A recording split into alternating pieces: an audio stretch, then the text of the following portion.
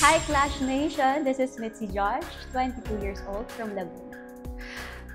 Actually, talagang nagdadalawang isip po talaga ako, to be honest, na sumali dito again. Kasi kahit ako, hindi pa ako fully talaga tiwala sa sarili ko. Dahil nag-focus po talaga ako sa acting before.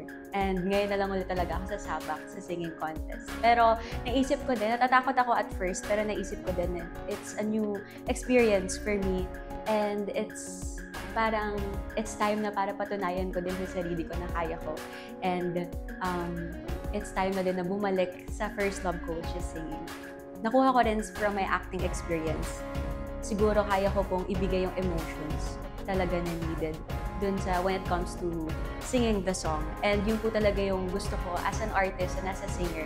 Yung gusto kong iparating sa mga manonood natin and sa mga makikinig po sa akin kung ano yung meaning ng song, yung story ng song. I know for sure, mas kilala niyo po ako bilang actress and sa mga teleseries before. So excited ako makita niyo kung ano yung singing side ko naman.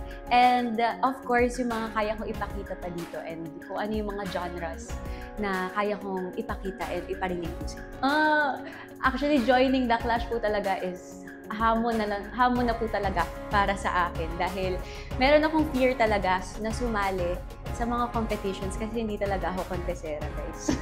Hindi po talaga. And feeling ko, ang dami kong parang pumipigil sa sarili ko talaga before joining the Clash. Pero gusto kong labanan yon and gusto ko ipatunayan hindi lang sa inyo, kundi sa sarili ko na kaya ko talaga.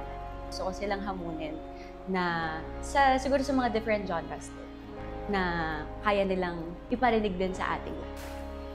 Ako po ang dapat maging next The Clash champion nyo dahil sa tingin ko, it's time na para makita nyo kung ano yung different side ko, not just an actress.